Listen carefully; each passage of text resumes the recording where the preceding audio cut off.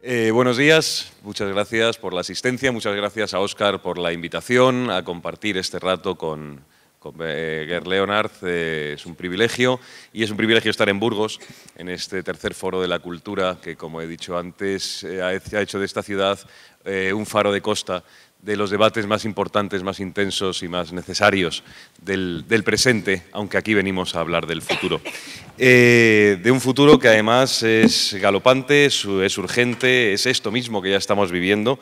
Ya no existen esas condiciones de la ciencia ficción que nos hacían sentir el futuro como algo tremendamente lejano. El futuro es esto que pisamos cada día, casi vivimos en un presente futuro. Y en este caso nadie mejor para compartir la charla y para hablar después de que él dé un speech ahí en el atril, que Gerd Leonhard, que es alemán, de Bonn, nació en 1961 y es uno de los pensadores del futuro, no del futuro porque vaya a serlo, sino pensadores de lo que está sucediendo ahora en relación con las nuevas tecnologías y la aplicación de las nuevas tecnologías a la vida diaria, a la vida común y los retos que esto plantea de cara a los años sucesivos. Ya no se puede hablar de décadas ni de siglos. Nuestra condición de tiempo se ha restringido extraordinariamente. Nuestra condición de hablar de futuro ya no es algo que podamos hacer muy a largo plazo, sino siempre con tiempos cortos, porque la velocidad es inmensa. Él llegó al desarrollo de sus teorías sobre el futurismo o el ahorismo, el nowist, desde la música y la composición musical, que es su profesión primera. Ahora es uno de los hombres claves para entender lo que viene y lo que viene mega excitado por los cambios que él dice que en menos de 30 años vamos a vivir y que van a ser mucho más profundos que los que hemos conocido en 300, cosa que yo también creo.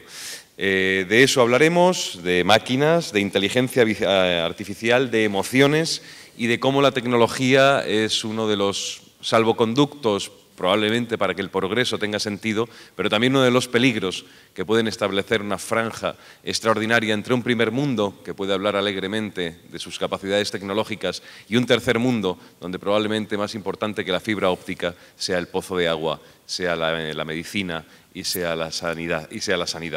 Yo creo que todo eso es compatible para hablar bien de la tecnología como un nuevo humanismo. La tecnología no es solo la artificialidad de las máquinas, sino la capacidad que tenemos nosotros de releer el mundo y releernos a nosotros a partir de ellas, y también las máquinas de qué manera pueden condicionar ya no solo nuestra condición ciudadana, sino nuestra capacidad de resolución ética de la vida y de tantos otros aspectos que son desafíos extraordinarios en el momento en el que la biotecnología, la capacidad de alteración genética puede modular ya no solo nuevos contornos o perfiles del hombre, sino algo mucho más importante, que es una nueva forma de relación entre nosotros.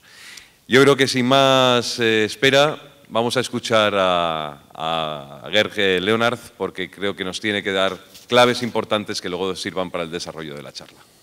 When you want. Muchas gracias. Hola, buenas. Good morning. It's a really great pleasure to be with you today.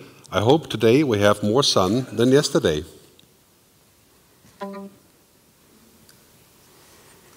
Hello. Buenos días, es un gran placer estar con ustedes hoy. Espero que hoy tenemos más sol que ayer.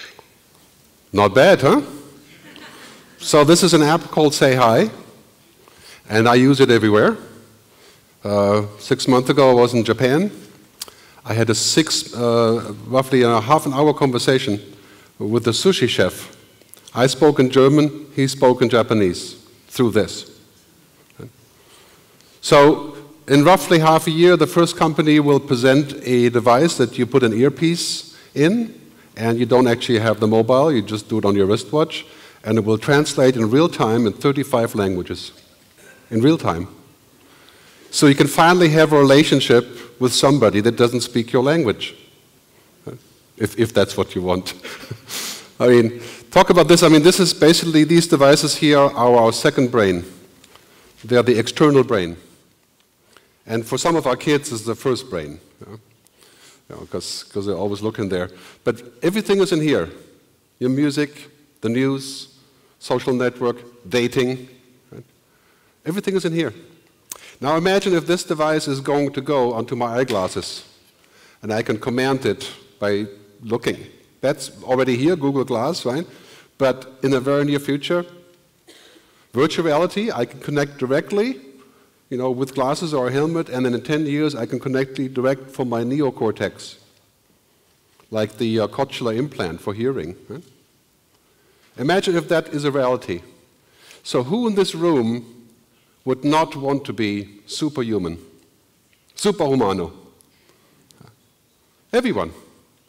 Many of you would say, oh, that's maybe not. You know, maybe it's too dangerous. But many people would say, yes, you know, if I can work 100 times as fast. If you use virtual reality, you know, the glasses that you're wearing, accountant, bookkeeper, financial control, doctors, you could be 100 times as fast. But what else would it do?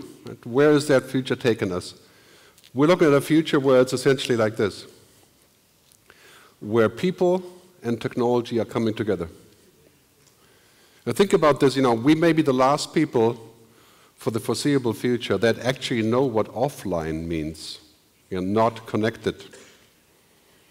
You know, I was in Tanzania with my younger son, who was then 18, you know, in Africa, in Zanzibar actually, and we're on the beach, and we're sitting down to enjoy the beach. My son pulls his mobile out, keeps hitting it, says, my music is broken, my music is not working. And that was the first time in his life where he had been going somewhere without internet. Yeah? That's why the music wasn't working. And I said to him that, you know, we're in Zanzibar on the beach, there's no internet. And he couldn't believe it. So, you know, offline is now a mental stage. Offline is a new luxury. And in just 5 years, we're going to have 6G networks. We're going to have 9 billion people connected to the internet in 2030. Today, it's 3.6 billion. That will change everything, positive and negative. What we have to make sure is that we understand technology is not good or bad. It just is. It exists. It doesn't have morals. It is neutral. You know, you can be addicted to television. Right? Some people are addicted watching television 7 hours a day, and you can be addicted to Facebook. So what we have to make sure is we cannot forbid technology. We cannot have too many rules. But we do have to think about a balance. When is it good? When is it bad?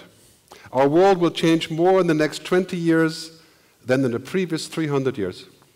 It's hard to comprehend that's true because we're talking about the Industrial Revolution, World War II, television, the phone, internet.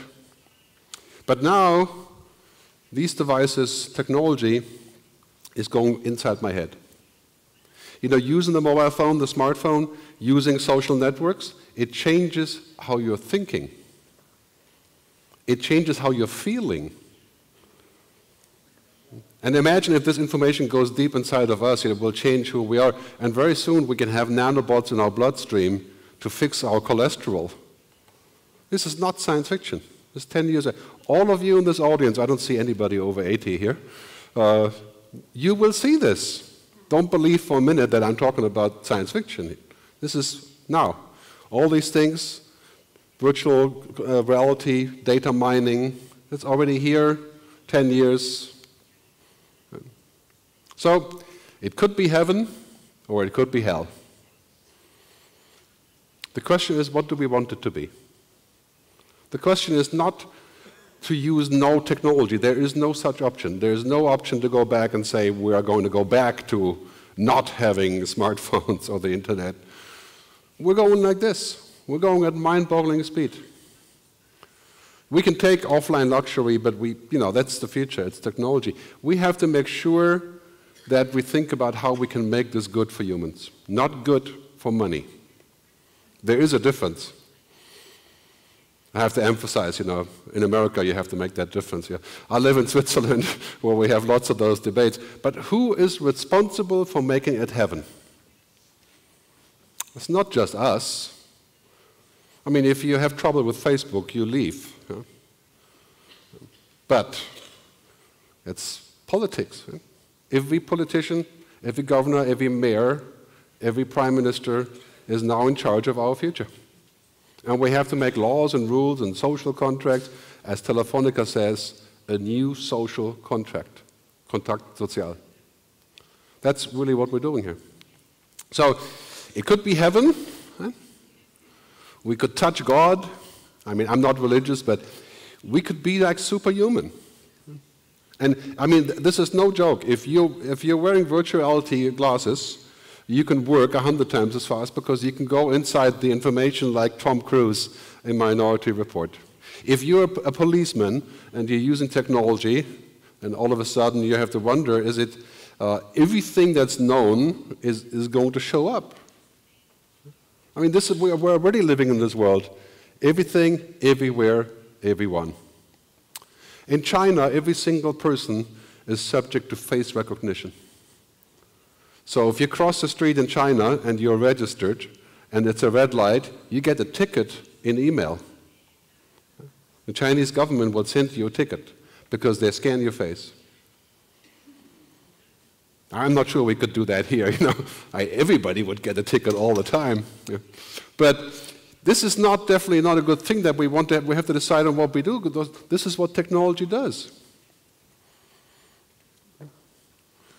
And it's always been like this. The nuclear bomb, we can make a power plant. I don't think that's good, but some people do. We can use technology for all kinds of reasons. Technology has no ethics. Technology does not care about love, emotions, feelings, consciousness, sentience, whatever you want to, spirituality. Technology doesn't care. It's a 0 and a 1. That's it. But these zeros and ones are now becoming so powerful that we're likely to have a computer with an IQ of 1 billion in less than 10 years. A computer that can compute faster than anything that we could ever hope to achieve. And so the question of ethics is really a simple question. It's about the power and the right that we have to do something and choosing what is the right thing to do. There is a difference. Technically speaking, many things become possible. So Facebook is the best example. Facebook takes all of our information, puts it into all kinds of technology and algorithms, and out comes your profile. Facebook is actually making a copy of you, a digital copy of you. Some people would say, you know, we have an average of 100 million data points on Facebook, every user. You should download them sometime to take a look. That is a digital copy. Some people are saying that this is a better, Facebook knows you better than your husband or your wife. Because, you know, everything you do, like same with Google, is in there. So the question is, can Facebook, for example, behave ethically? I mean, we're talking about your information on Facebook is worth $42 a year to Facebook. And the more unethical they behave, the bigger the value. That cannot be good for us. So we have to think about where this is going. Tim Cook, the CEO of Apple, 7 days ago at the European Commission event on data privacy, this is what he said. We shouldn't sugarcoat the consequences. This is surveillance. And these stockpiles of personal data serve only to enrich the companies that collect them. Okay, this is the CEO of the biggest technology company in the world. This is the company that makes the most money, has sold 2.4 billion iPhones. They are in the business of connecting. And he says what is going on is surveillance. That's because it's gotten so good and so powerful. And Apple, I think, is the only company that at least tries to keep it more inside. You know, it's an interesting dichotomy, but quite clearly, I mean, here we have huge examples. You know, Telefonica I mentioned earlier. We have SAP, a tech company, having a manifesto about artificial intelligence. We have people asking for regulation. We're debating if we should let the tech companies have this debate. I mean, think about this for a second. Who is in charge of discussing the future? Is it the politicians?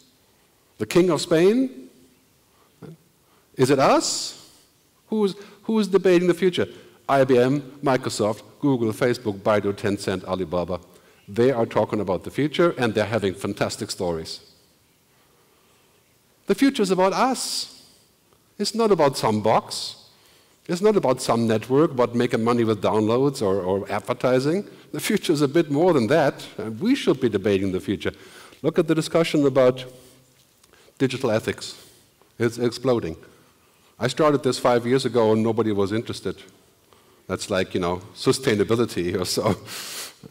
4 days ago, Tim Berners-Lee, the founder of the internet, really, came up with a new manifesto called the Contract for the Web.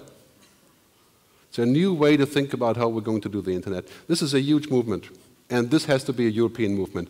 Because what is happening, America does not care about this, because America is about the primary commercial benefit of technology.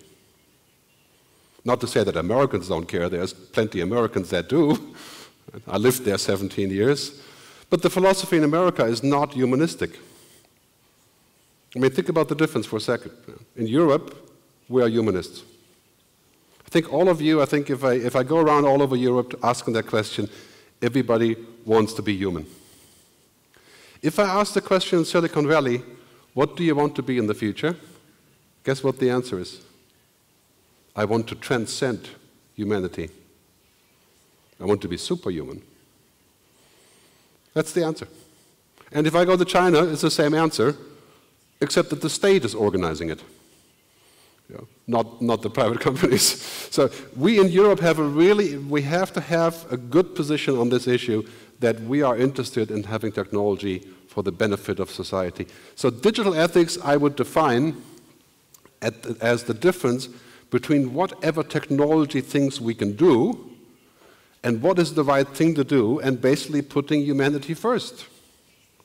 Today, many things are not really working so well yet. Like you saw, for example, the language recognition and face recognition. It's kind of working well, but if I spoke to this device really quickly, like when I talk to you, it would not get it. But in 2 or 3 years, it'll be perfect. In 10 years, unlimited computing power. So we must make sure that whatever these devices are doing, that it's first designed for human benefit, for collective benefit, for equal benefit, not just for the rich, for all of us that can use technology. Because here's the problem. As technology is exploding exponentially, we're still the same. You are not going to be exponential because there's bigger computers. You cannot implant a chip in your head for the next 10 years. Maybe later you can. Yeah. Technology is exponential, but humans are not. We cannot multitask. We're all living longer, that's true, but we're never going to beat the machines. If you have kids, think about this. Your kids should not learn anything that a machine can do. Routine, bookkeeping, insurance, financial advice, driving a car, call center. Of course, they wouldn't choose that anyway. But we're at the pivot point. So basically what's happening here is we're at the takeoff point of technology making pretty much everything possible, and that is only 10 years away. But our ethics are still the same. We talk about copyright, well, we talk about energy, we're not thinking about the things that are basically looking at us right now, right today, because this is what's happening. Data is the new oil, and artificial intelligence, which I explain shortly, is the new electricity. This is an irresistible gold rush. I work with many companies that do this, technology companies. We're talking about a $16 trillion revenue stream. Who are the most powerful companies in the world today? Who are in this vortex of power? I'm not saying that's a bad thing. Enjoy it if you can. But these are the companies. It's no longer oil and gas or banking or the military. It's data. Search engine, social media, data companies, e-commerce. The top 4 companies on this list, top 4 companies, have more money than the GDP of France. They could buy France. Not that they want to, but think about that. But I mean, we're talking about huge, I mean, look at the economic firepower. They have tripled in value. They can do anything. And they are building the brain. A global brain to look at us. Look at the Internet of Things, connecting cars, houses, 14 trillion. Artificial intelligence, 15.7 trillion. So, huge temptation, huge benefit, not a bad thing, but we have to make sure that we don't get shorted. That we lose our rights, that we become lonely because we don't have any real friends except for social networks. That we lose our jobs and there's nothing to pay for that, no tax, nothing.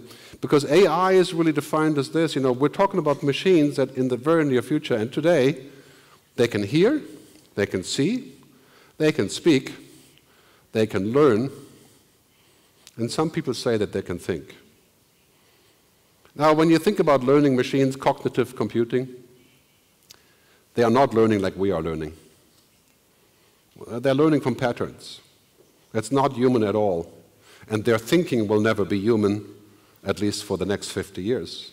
But it doesn't have to be. I mean, imagine a machine that has the computing power of 1 million human brains. That machine exists today. It's like 500 million euros and takes the whole electricity of a small city. That machine will be in here in 5 years. And I can ask a question like, what is the future of Burgos and who's going to be the next mayor? The machine will give me an answer. So we're talking about very, very powerful things happening. So this is the landscape of what has already happened in artificial intelligence. So the blue line is what basically machines have already achieved. Cloud computing, Jeopardy they can play poker, they can play Go, they can replace the call center, they can run advertising, they can be computer vision, they can even do debating. They don't do it as well as humans do. But it's only a matter of time before all call centers will be automated. 21 million jobs. Not a very good job, probably. Hey, a job is a job. And there's a cutoff. You know, you can say, okay, there is a cutoff to where machines are not suitable. Because they don't understand. They don't have context. They don't feel. I think that cutoff will remain for quite some time. But not everybody can move to that pyramid to work. We have to think about what that means for social structure. We have to come to the rescue of people who are on that level, because I think basically on the lower part is intelligent assistance, IA. That's pretty good stuff. It's just smart software. It's not at all like humans. And that's what everybody's doing today. The key word is smart everything. So if you're in business, you're going to make everything smart using mobile and cloud. And then there's artificial intelligence, the next level. I give this the orange light. Could be interesting, could be dangerous. But here's the red light. Artificial General Intelligence, AGI. This is intelligence that's like us. I do not think we should allow people to build an AGI. Imagine a computer with this kind of IQ that can be like us and be networked with other machines. That would not end well for us. So I think we need a moratorium. We have to figure out, you know, this is hugely disruptive. I mean, we're talking about an arms race already. Putin has already said several times that Russia intends to be the leader of an AI, and China is saying the same thing, and of course the Americans, and India. Maybe Spain. So, I mean, this is a big question. You know, disruptive is fine, you know, that's progress. But existential? There's a big difference between the two. Because this is what's going to happen. Right? Technology will get so smart, so fast, so powerful, that we will have this kind of intelligence explosion. That everything is being understood by machines. And then we have to ask a simple question. What do we do in a world that's so super smart with machines? What's going to happen to what we like? You know, it's interesting, many things that we like are not at all like machines. Mystery, discovery, accidents, mistakes, lies, stories, art, cannot be defined by zeros and ones. Humans don't live by data. We live by experience and by relationships. When I meet you later in the hallway, it takes me, an average human, 0.4 seconds to recognize the other human. That's without saying a single word. It does all the things that machines can never do. This is why I think we need to make sure that they will never do this. So we need a moratorium on this, like we have for nuclear weapons. On to more positive topics. Yeah, I have suggested many times that the main problem will be in roughly 10 years what we want to do rather than what we can do. So we need a digital ethics council. And this can start in countries, but it should be global. Basically, imagine the old Greek, Socrates and others, Aristoteles, sitting together and thinking about what is the right thing to do. That's what we need. People who do nothing else. No CEOs, not really politicians, a council of the wise. Because these problems are going to come. You know, we're building essentially a new intelligence. I mean, don't be fooled by this. The goal of most technology companies is to automate, to reduce jobs, and to make more money by being indispensable. That's not evil. That's not bad. But it's commercial. You know. It has no intent to give back value that is not commercial. So many questions, and we're building a new nervous system, basically. And what we see on the mobile device is only the beginning. So this is a new meta-intelligence, and these are the questions I have. What about security, protection, privacy, sustainability, governance, social contract? Who is in charge of that? You know, it's funny, we're spending trillions of dollars on building technology, but we're spending very little money on these questions. That's a very bad idea. Because today we're sitting here and we're saying, okay, this is not really working yet. The Internet of Things, you know, artificial intelligence, it's slowly getting there, but we don't have robots here in the streets or robots serving our food. So that's a little bit away, but it's coming. And who is going to address those questions? So Tim Cook again said, CEO of Apple, technology can do great things, but it does not want to do great things. It does not want anything. The great things that with technology we have to do. Technology is a tool. It will do whatever. If you tell technology to say that all of us should be turned into paper clips, the technology will try to do that as soon as it can, because that's what it's supposed to do. So the key question is now changing from this. This is today or yesterday. We wonder about, you know, if we can do something, how we can do something, what the costs are. Is it possible to have a robot for elderly? Is a self-driving car possible? But in 5, 7, maybe 10 years, depending on the country, this is the only question. The question is why. And who? Who do we trust? Do we trust the top 20 companies on the list? Some of them we used to trust.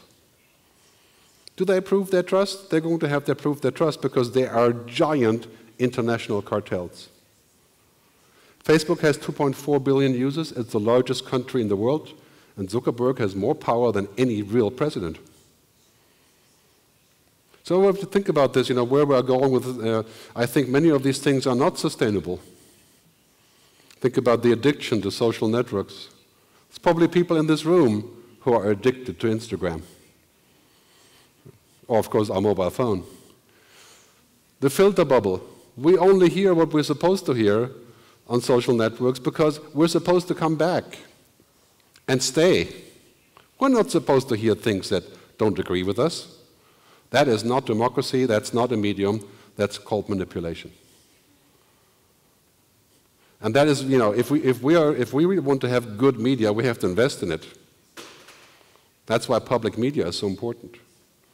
It is unsustainable for us to use a news engine like Facebook that's essentially looking to shoot down democracy. And this is the funny part, the bad part, not by purpose, by pure technical feasibility. You have $72 million, you can manipulate an election. No. So I think we have to fix this, we have to take a look at it. We have to take a look at what's called the externalities. If you know anything about sustainability, the oil business and so on. We have these debates all the time and it's finally starting to happen. But we also have externalities, the side effects in the digital business. We have addiction. We have this brain-computer interface idea. We have domination by robots. We have all kinds of things, and these are externalities. They have to become part of the digital economy. If you're a company that's doing business in the digital economy, you have to think about the side effects. You know, the American gun lobby, the NRA, you know, the organization of gun manufacturers, their favorite saying is that guns don't kill people, people kill people. So if Facebook says, our system wasn't hacked, we didn't do anything wrong, somebody used Facebook wrong, that's the same kind of lame excuse. You are responsible for what you're building, because it changes society, it changes our mind, it changes the future.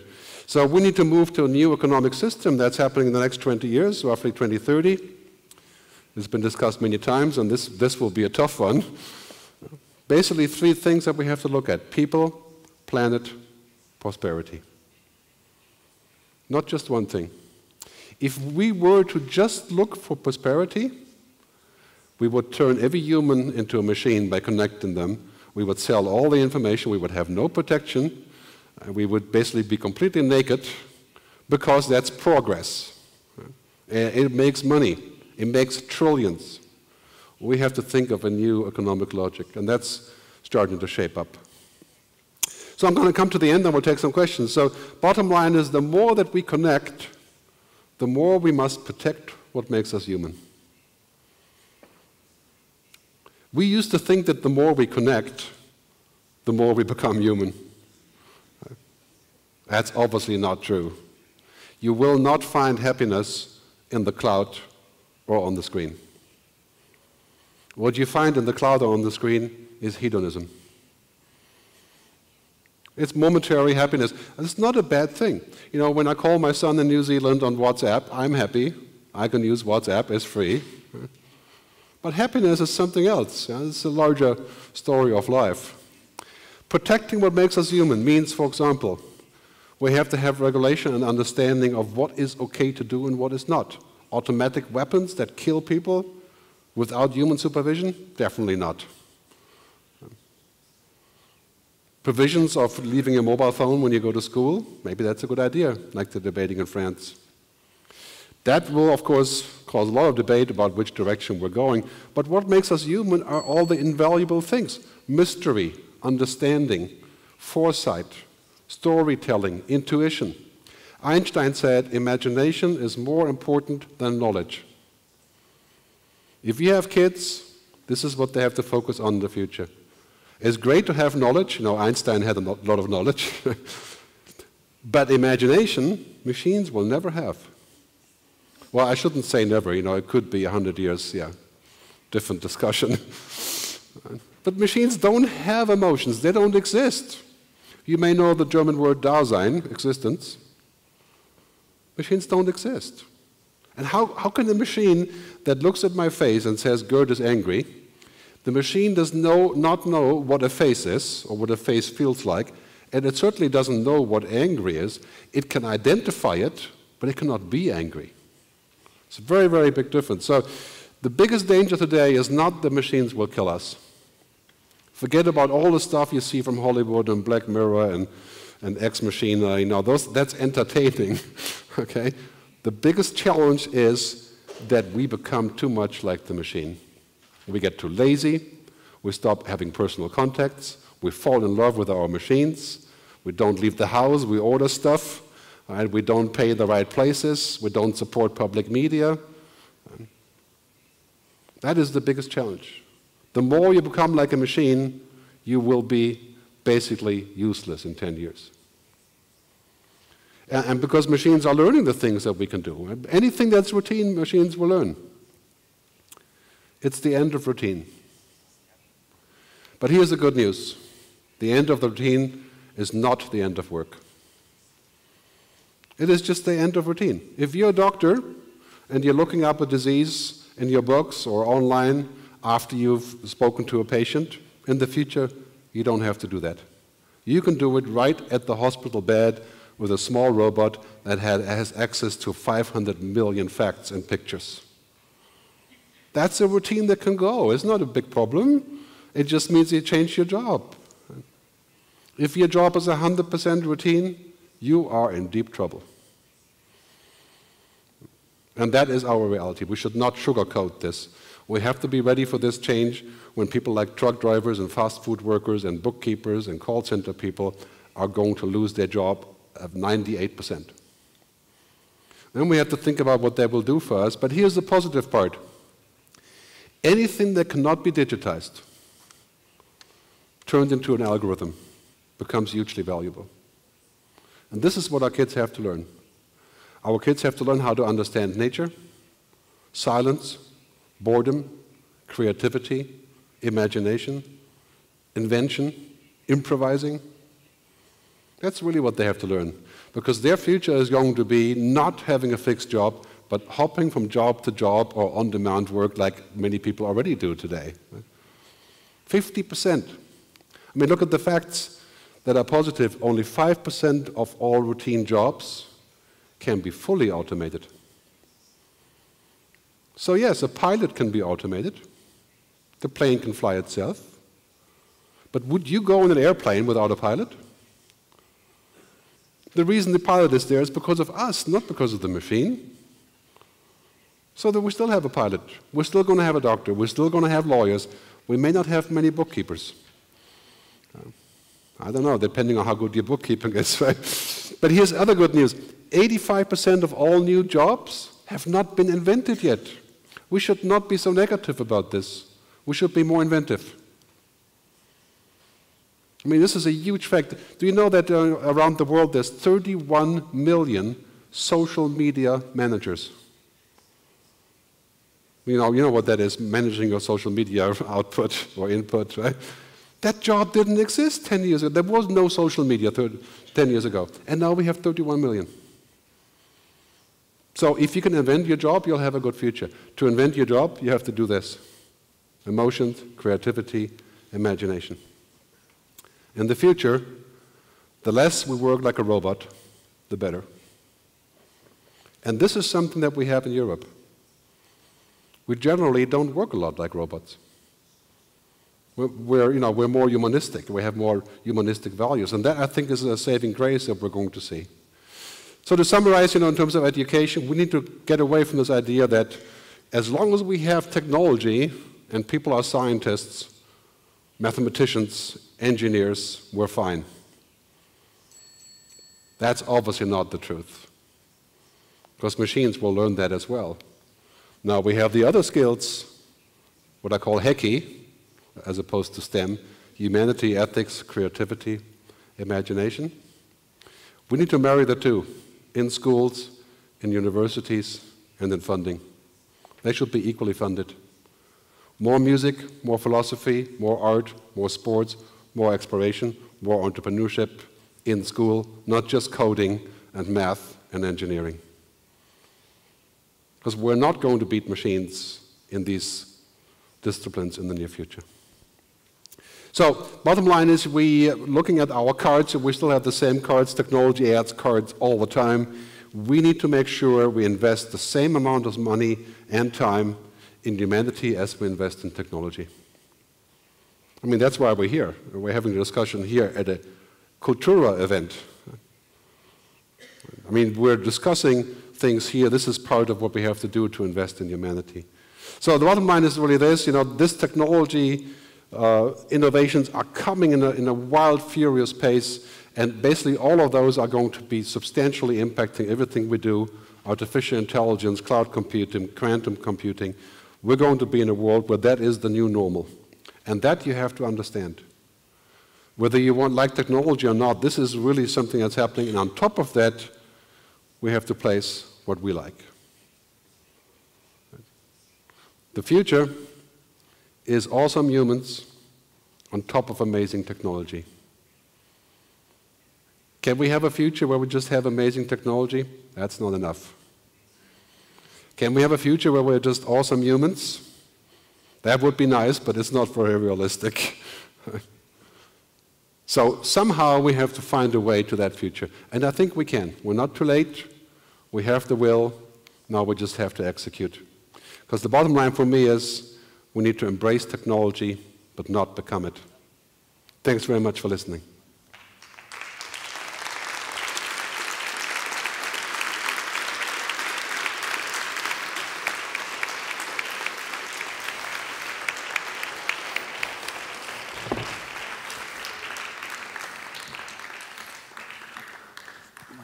enhorabuena por la charla, Gerd. Ha sido extraordinaria.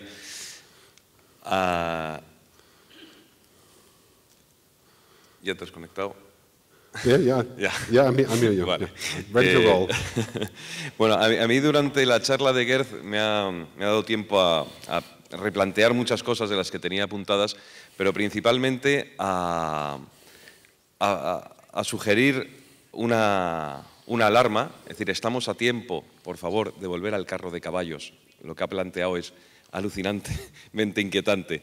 Y por otro lado, yo llevo un reloj muy antiguo, un Festina del año 1951, y le he hecho un juramento, es que no lo pienso cambiar nunca por un Apple Watch. Es decir, yo no quiero que nadie nos localice. Así que seguiré con mi reloj viejo frente a esta avalancha de tecnología que nos has planteado. Entre las varias preguntas, yo tengo una que me ha llamado mucho la atención cuando has hablado de Facebook. Has dicho que Facebook intenta de algún modo destruir la democracia. Sin embargo, una de las principales compañías que están diseñando el nuevo mapa de la tecnología es Facebook. Es realmente alarmante pensar que estamos en un momento interesante y fundamental de la humanidad para dar ese cambio de evolución al que te has referido, el más importante de los últimos 300 años y el más veloz, y sin embargo, algunas de las compañías que lo están planificando son enemigos de la conquista del hombre durante 2000 años, que por ejemplo es un sistema como el de la democracia. Yes, well actually I wouldn't say that Facebook is trying to destroy democracy. I know many people at Facebook. I've met Mark way in the past. There are many good people there, but the bottom line really is this. Facebook was built to take your data, to put it together with other data, to make a match with advertising, and to sell our information to third parties. So when you're on the internet, on your browser, and you're logged into Facebook, Facebook will track every other page you go to that has a Facebook login. This page will tell Facebook that you were there. I'm not sure you're aware of this. Right? It will track every single page that has a like button and report it back to Facebook. It will do all kinds of things that I would call abusive. But Facebook has made many people very rich. If you had invested in the stock market, Facebook would be the #1 investment you could have made in the last 4 years. So Facebook is a giant money machine, that's based on artificial intelligence. So now Facebook's job is to make it human again. And is that possible? If Facebook was serious about making it human, what would they do? I think they would hire 30,000 journalists, real people, actual journalists, not machines. And they would just pay for them to create content that also goes on Facebook. And they would participate in the content economy. What they currently are doing is they're selling you to the highest bidder. And we cannot trust them with anything. So I quit Facebook 4 months ago. I used to advertise on Facebook, like many of you probably. My traffic to my websites went down 70%. That's how you get punished, by getting off the off the social media. But it's not a surprise that in the last 5 years we have seen the rise of right-wing governments and dictators in some country. That's not a surprise because social media makes that possible. On social media we don't have verification. We don't have limits. We have rampant, I'm a manipulator on social media, right? And when I place an ad, I'm manipulating. When I place a very big ad, I'm manipulating a lot. So and this is really what's happening. I think the reason that we have a lot of people being desperate about the future is because of social media. And if they want to fix it, we have to go and say there are some rules that are just human rules. That's curation, control, supervision, debate. Basic rules of democracy don't even function in social media. And that used to be good, right? But now it's bad. So I think this needs to be fixed. And I think we need to really make Facebook fix it. The problem is, however, I think if Facebook fixes the problem, they will make 1/10 of the money. So you could probably say that they're toast. Hasta ahora nosotros habíamos entendido la tecnología como una extensión del hombre, desde la edad del bronce hasta la llegada de Internet. Cualquier tecnología era la proyección del brazo del hombre. Pero ahora puede que esa tecnología sea nuestra competencia. Ahora somos nosotros los que en un momento dado debemos temer, en algún sentido, eso mismo que hemos generado. Es decir, no es ciencia ficción, sencillamente es que en un momento dado una tecnología extraordinariamente avanzada, mega potente, puede desbancar a un humano de capacidades limitadas. Es decir, esa situación, sin embargo, contrasta con una ansiedad por la longevidad. Todos queremos vivir 100 años mínimo, 120 años. Entonces, hay digamos, una incompatibilidad entre una competencia que generamos a través de las máquinas que creamos y una necesidad de permanecer jóvenes y activos para una actividad que probablemente esas máquinas van a cubrir. Es un disparate todo esto. Yes, yes, it is. I think that first, I don't think we should be afraid of technology. A lot of the fear of technology comes from media. The reality is today, there is no machine that can talk to a human like I talk to you. It doesn't exist. If I talk very slowly, if I limit myself, yes, maybe a little bit, I can talk to IBM Watson, and IBM Watson will give me a speech, but it will not be like we're talking. And it will be quite some time before machines are capable of doing things that we do like this. How to comfort a child, to understand a complex scenario. So we should not be so afraid, we should be cautious and we should be skeptical. But here's the thing about technology. The biggest job is that we need to make sure that we use it for the benefit, and then the negative consequences we address. Okay? Like energy, same thing. What we did with oil, we used the oil, we said, oh, never mind, the consequences don't matter, and now we're in trouble. If we use technology without looking at the consequences, like loneliness, I don't know if you know this, but on the social networks, the most people likely to kill themselves, to commit suicide, are the power users of social networks. That's the highest suicide rate in the world. So we have all these consequences that we have to address. But it would be wrong to say that technology is the enemy. They're not. In principle, these are all very good things. We have to put the balance. For example, you have a 5-year-old child. Okay?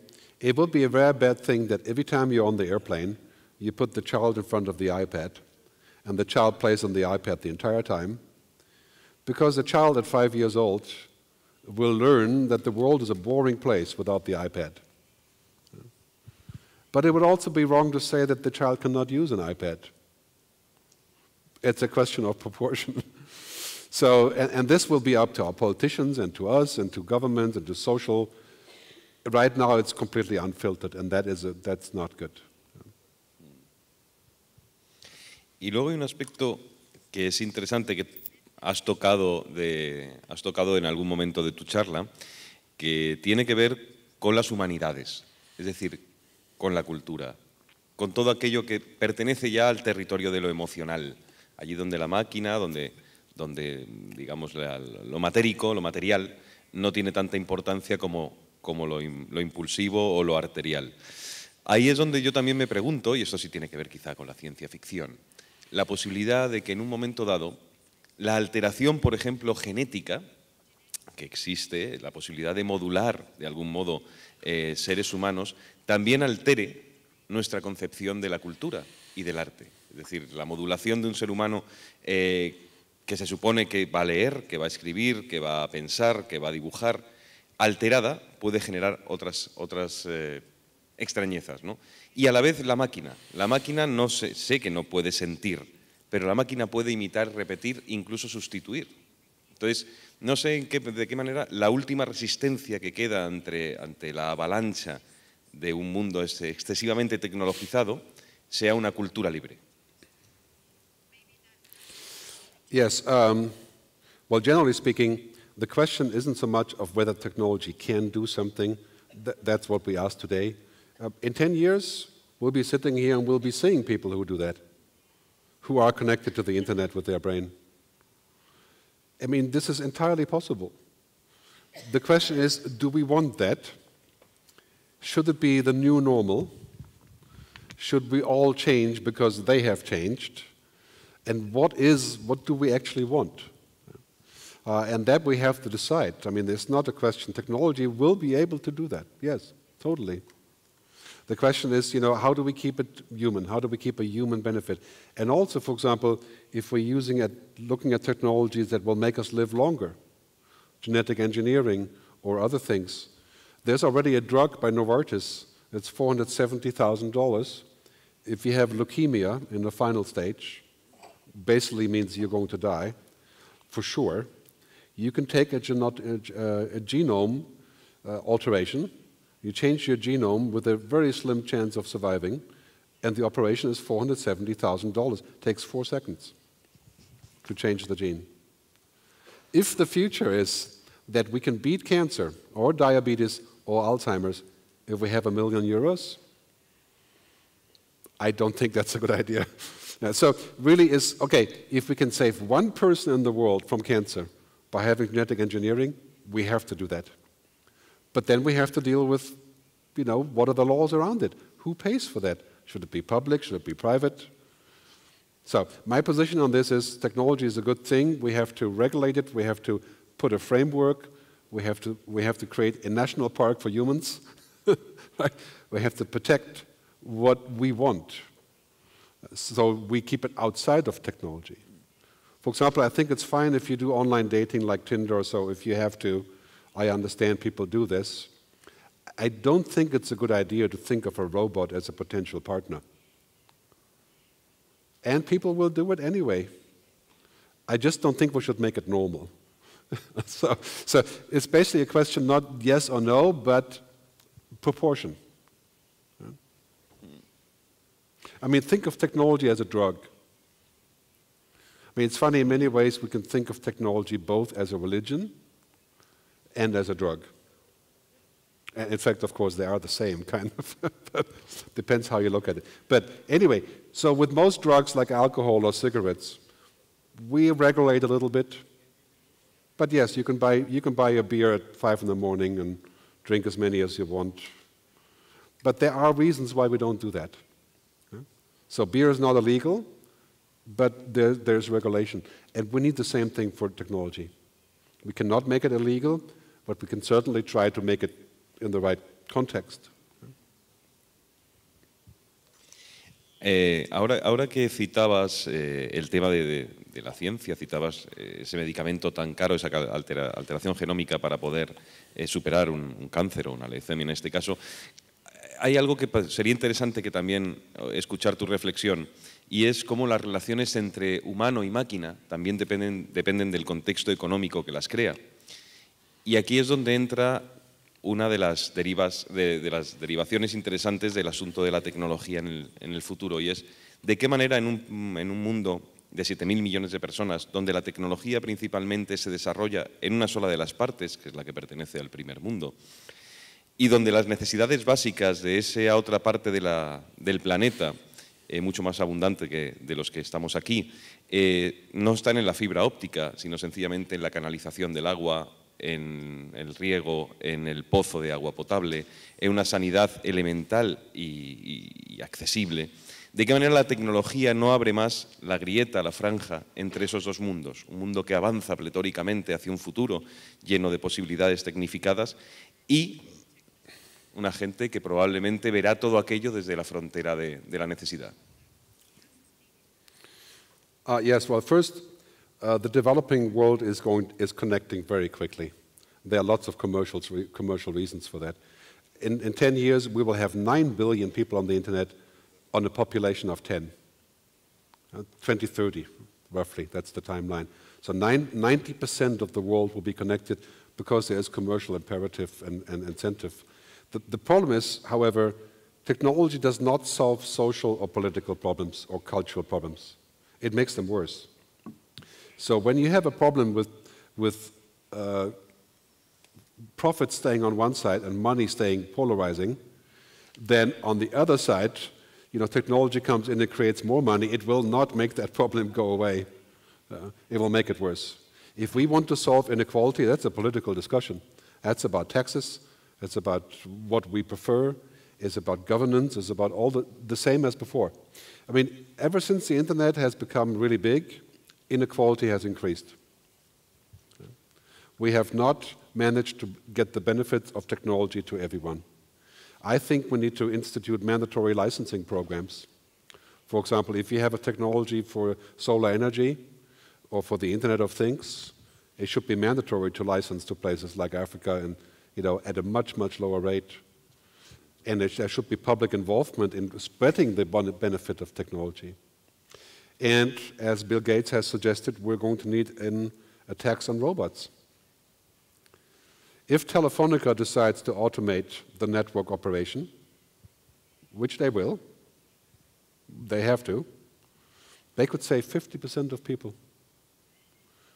So should we then say, well, the Telefonica is going to keep the money, right? That would be the usual thing. We can't do that. Because every company will do this.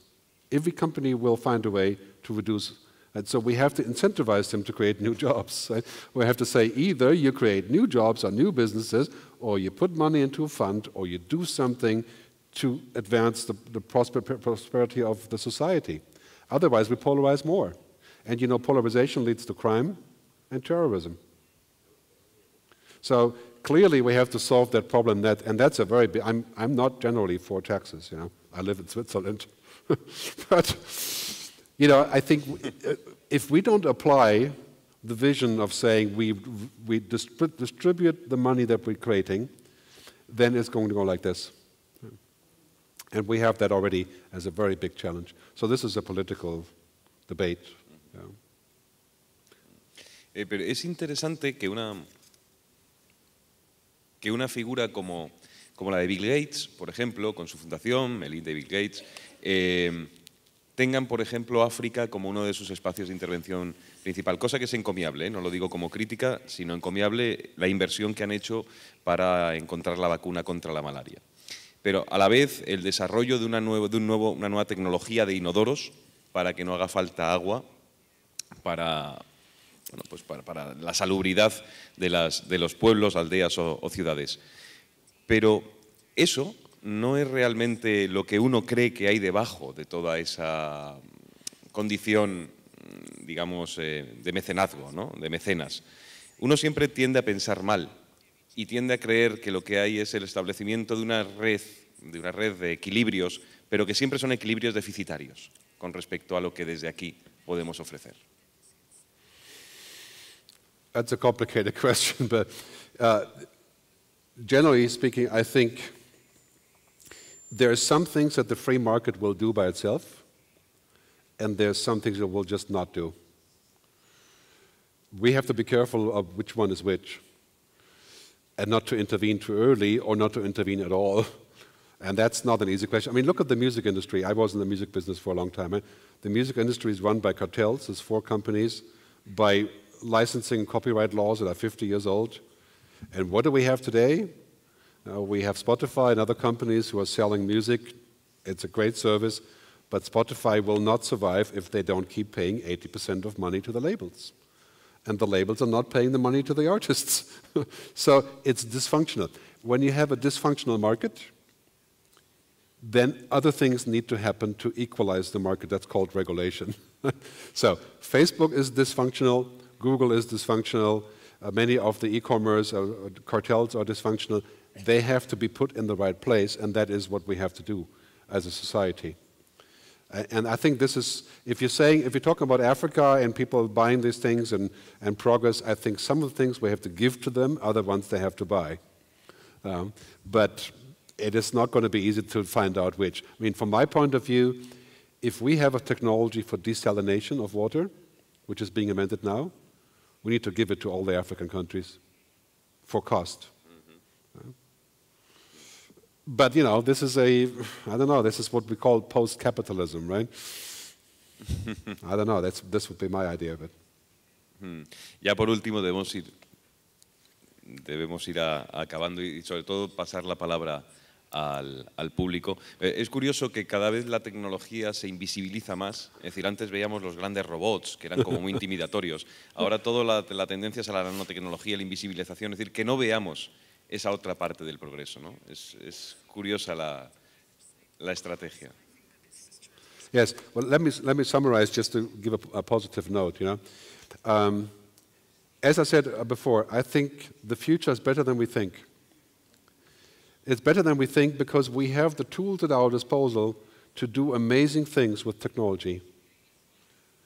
But amazing things will not done by technology itself. This is a tool. If we have amazing technology, we'll have to put it in the right place, and we have to deal with the tool, and we have to make the tool do it, and this is up to us.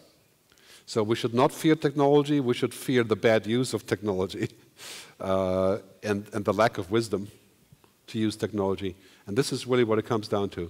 So heaven or hell, this is really up to us. There's no robot sitting there saying that he wants hell for us. You know, the robot doesn't care. So this is up to us to make it happen. I think this is a good position. We're also not too late. Unlike, for example, in environment, the oil problem, you know, the environmental CO2 problem, we are too late. We're not too late with technology. We have 5, 7, 10 years to figure out how we're going to deal with this power. So that's, I think, a positive view. Pues antes de pasarle la palabra al público, escucha son 2 versos de una poeta polaca que se llama Wisława Szymborska, que yo creo que es la tecnología más perfecta para hablar de lo que estamos hablando. Y ella dice: cuando pronuncio la palabra futuro, la primera sílaba pertenece ya al pasado. Bueno, es el turno de ustedes si tienen alguna pregunta. Por ahí hay una mano.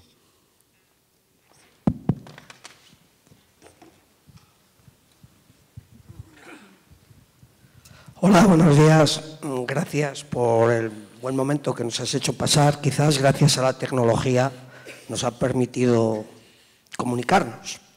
Yo he sido enseñante, me he creído esto hace muchos años. Aquí la enseñanza se llama Tecnología de la Información y la Comunicación, TIC. Y yo creo que, a pesar de que, como has acabado, que el futuro nos puede dar miedo, si comunicamos, tiene que haber unos interlocutores.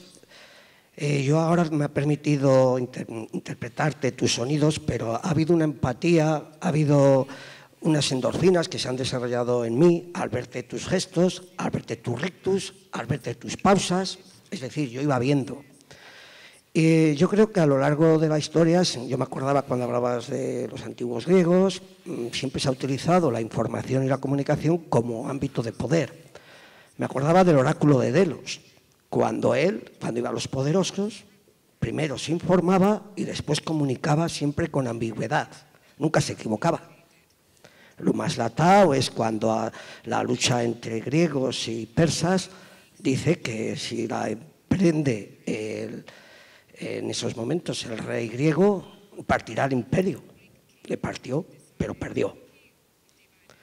Entonces, mi pregunta es, 2 preguntas. Una, ¿somos capaces de informarnos correctamente y comunicarnos con estas tecnologías o estamos siendo manipulados y haciéndonos de una manera más infelices porque no se desarrollan, infelices entre paréntesis, porque no se desarrolla la empatía, porque la tecnología no ha llegado ahí?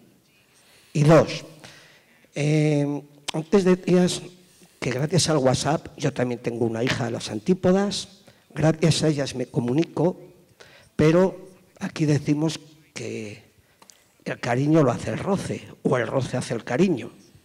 ¿Puede la tecnología algún día producir roces humanos? ¿Podrá llegar a ello? Gracias y encantado de haberlo oído. All right, two big questions. Thank you. Muchas gracias. Well, first, I think media is a human function, as you say. Media is not about algorithms. And what we have done with social media is we've said, okay, everybody is media, so we put our information in there, and it's very big things. And then it goes in there, and the algorithm puts it in the right place, and this is called algorithmic medium. LinkedIn, Twitter, Facebook.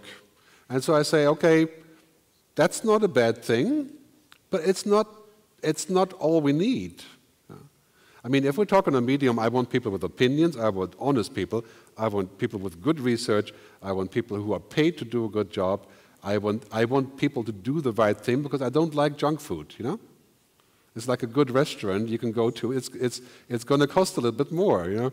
Or you can eat the dog food, you know, if you want, that would be very cheap. But so social media in many ways is like dog food, you know? That we think is real food. But, you know, I use a lot of social media, but we have to put the human back into the medium. Yeah? And I think there's many things where we don't need humans.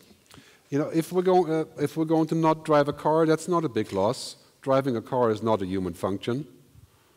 Now, we can do, I mean, Germans can't, but most other humans can live without driving. So we lose driving, but, you know, if we're going to decide to have children, that's a human decision. That's not a machine that's going.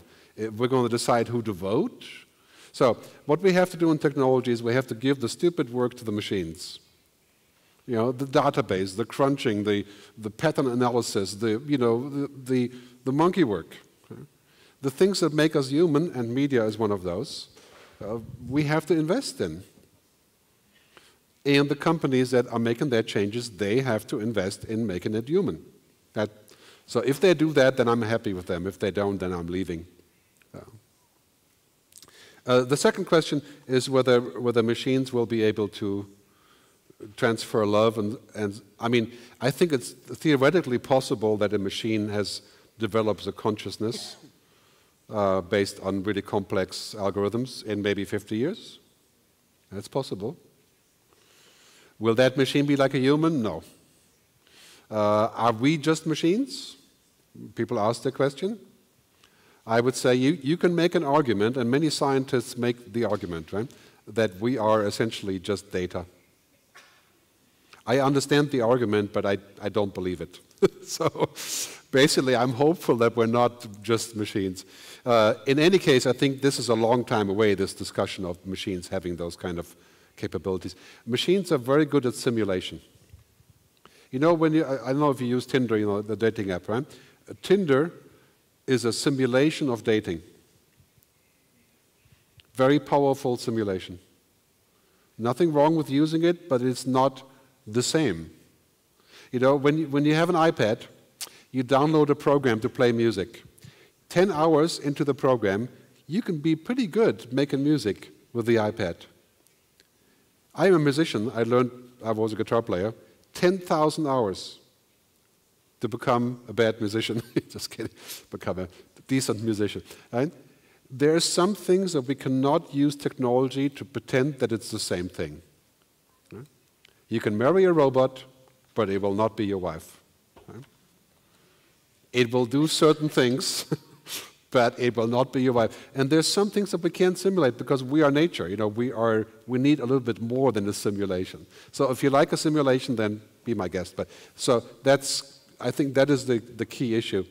I think for the foreseeable future, what goes on between us is not technology. Hay tiempo para una pregunta más, solo una, si alguien la tiene. Ah, ahí. Vaya. Pues ahora me ponéis aquí una tesitura como Trump, que no os doy a ninguno. No, pues yo he visto al chico de la camisa azul antes. Gracias. Vaya. Hi, Gerard. Thanks for the talk. I'm going to do my questions in English, so you don't need Where are you? headphones. Yeah. Don't you think that China is above all the tech industry, all the tech, and do that knowing that their market is the most important in the world? And my other question, very related, is do you think that something like China, like the China government, it's possible in our liberal world? Thanks. You asked me the hard questions at the end there. Well, first, China wants to be a global player. They want to be a global power. If they want to be a global power, and they are a global power, of course, but if they want to be even bigger, they have to play along with what everybody else wants. And so many things that China is currently still doing, they will not be able to sustain because we don't trust them. So if they want to be trusted, they want to be part of the larger story. I think they will change some of the things that they currently are doing, including civil rights and privacy. But, you know, this is, of course, my hope. And secondly, we have agreements and contracts for nuclear weapons, right? Called NPTs, the Nuclear Non-Proliferation Agreements. We need agreements for geoengineering, for human genome editing, and for artificial intelligence, because they can be used as weapons. And, you know, the good story is basically we did have 2 bombs, you know, atomic bombs, but after that we regulated that we were kept safe. And it's working. So I think we can do the same thing with artificial intelligence. It will not be easy, but I think we can. I wouldn't assume that China has bad intentions on this, except like every superpower, they have the intention to dominate. You know, that's US, India, China, Russia. So in terms of global collaboration, what it leads to roughly in 20 years is a global government of a sort. You know, not a global government in a practical sense, but in an ethical sense. Yeah. That's really where we're going. You can see that kind of formulated in many ways. So I'm also positive on this, but I realize that China is a huge issue there. So I agree with you. We can debate later, off-site. I think we're a little bit out of time. I want to say that the book is available in Spanish, of course, and many other languages, but Chapter 3 is available for free online. It's called The Mega Shifts, and the address is megashifts.com. Like the key topic of my book, Mega Shifts. You can download Chapter 3, also in Spanish, on the website. Muy bien, pues muchas gracias, buenos días y disfrutad del foro. Hasta la próxima. Thank you.